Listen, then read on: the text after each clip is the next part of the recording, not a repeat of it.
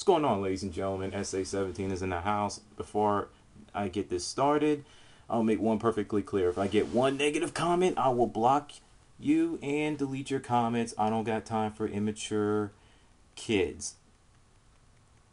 This is my predictions for the playoffs and NBA. Let's act civil, alright? Use your brains before you type and send. It's that simple. It wouldn't kill you to use your dome. Alright? Okay. Utah Jazz versus the Nuggets. Some people got the Jazz, some other people got the Nuggets. Now this is very, very hard. Do I think the head coach for the Denver Nuggets, George Karl, will hurt that team? Yes. It will hurt them. As for the Utah Jazz, they're having little problems of their own. They've been injured. They've been winning games on the road, but it's the hard way. So, I mean, you look at the rosters. I mean, it clearly goes to the Denver Nuggets, straight up. But you can't bet against Jerry Sloan. You just can't. So, this is a really, really hard pick. A really hard pick. I know people are picking the Nuggets so they can face against the Los Angeles Lakers in the Western Conference Finals. I don't think they're even going to get to the Western Conference Finals. That's just me. And with that, I'm picking the Utah Jazz in 7 games. Oh, yeah. They'll find a way to win without Andre Kirilenko as their best defender. They'll find a way. This series is going to be hard fought. It's going to be entertaining. But losing George Karl for absence because of the cancer is going to make the Denver Nuggets unfocused. So, there you go. Next up will be the Spurs and the Mavericks. Two teams have faced each other before. The history will tell you that the Spurs owns the Mavericks. There's just no way to get around it. But last year, well, in 2006, Dallas has their number each time they faced San Antonio in state rivalry in the Lone Star State. But it's the 7th seed versus number 2 seed. I think that's going to be the best series in the playoffs, in my opinion. I mean, you got star power all the way around. You got Dirk Nowitzki,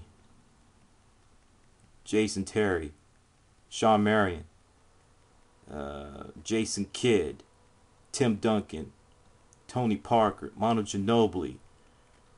I mean, what more can you ask for, man? What more can you ask for? It all comes down to Manu Ginobili in the defense. When Manu Ginobili is clicking, when he's on fire, so is the San Antonio Spurs. When he has an off game, well, look out. Tony Parker and Tim Duncan going to do their thing. It's their supporting cast going to have to step up too, but I'm totally not sold on Richard Jefferson and Antonio McDyess. They're going to have to show me something. They're going to have to show me something. Let's see what they can do. Dallas Mavericks, as long as they stick to their game plan, no one can beat them. I see the series going to 7. I wanted to pick the Spurs to win in 7, but I just can't. I have the Mavericks winning in 7. I know that's going to make the Spurs fans very upset, but I'm just being real. I'm being real. Now the next series between the Phoenix Suns versus the Portland Trail Blazers. Well. I see this series going to 5, and the Phoenix Suns will scorch the Trail Blazers with their up-tempo style, let alone the run and gun offense. and Brandon Roy is out till the second round of the playoffs. By the time he gets back, the Blazers will be on a vacation watching the playoffs, just like the rest of us. I mean, you got to give Portland Trail Blazers credit. I mean, they fought all year with injuries. They're the most unluckiest team in the league. I mean, if it ain't Greg Oden, it's, Marcus Camby. If it ain't Marcus Camby, it's somebody else. If it ain't somebody else, it's their main star, Brandon Roy. So, they can try all they want. They can fight until the end, but I just don't see Portland Trail Blazers winning no more than one game. And I see the Suns winning in 5 games, and I already said that. Sorry for repeating. I apologize. Now, last but not least, before moving on to the East, I got the Oklahoma City Thunder versus the Los Angeles Lakers. Well, it all comes down to experience. The Los Angeles Lakers are, the clear front runner, clear cut, just better overall team from top to bottom. Their defense has got to tighten up. They've been logging, gagging lately, and Kobe Bryant ain't feeling that. Want this team to be in tip-top shape in the playoffs. So Ron Artest has got to step his game up, even though I think he's an overrated defensive player. That's just me.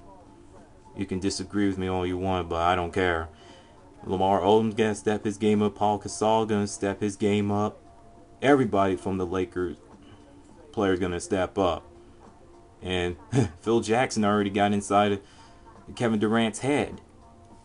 Let alone got fined $35,000 for it. Let alone criticizing the officials. I got the Los Angeles Lakers in 5 games. I mean, Oklahoma City Thunder surprised me, but they're going to run into a buzzsaw. It's going to be nasty. Now, Eastern Conference. Oh, yes. The Boston Celtics versus the Miami Heat. Now, I see the series going to 6 or 7 games, and I will pick 7 games. Why? Because I don't trust the Boston Celtics. I don't like the way they play. For some odd reason, they tend to, how can I put it like this? They get up like 10, 15, 20 points, and somehow, some way, they cough it up and lose the game. And yeah, they got some players and they picked up from off-season and trade as well, such as Nate Robinson, and that was during the middle of the season, and Rasheed Wallace before the season started. I don't trust them both. One is underachiever, one is a hot dog. But they're gonna have to step up their game in order to get the Boston Celtics out of the first round over the Miami Heat, and let alone the Boston's PGA, Pierce, Garnett, and Allen. As for the Miami Heat, Dwayne Wade's gonna do his thing. It's up to his teammates to step it up, and I think they will. But I see the Boston Celtics winning the series in 7 games. 7 games. You don't like it? Too bad. The Bucks and the Hawks. I got the Atlanta Hawks in 5 games. Yeah, the Milwaukee got nice defense, and they keep the game close, turn into a free throw shooting contest. They got it locked up and everything. It's nice, but they're undermanned, undersized, and losing Andrew Bogut is going to hurt them in the long run. And Atlanta's offense and athleticism and energy feeding off the home crowd is going to be too much for the Bucks to handle. So, as a matter of fact, I'll switch that up. Atlanta will win in 6 games, not 5, 6. Now, the Bobcats versus the Magic, please. I got the Magic in 5 games, man. I mean, Charlotte Bobcats, congratulations, but you're going to get beat. Enough said. I mean, Orlando Magic is a better team in that matchup. I mean, Dwight Howard is going to abuse the Bobcat centers.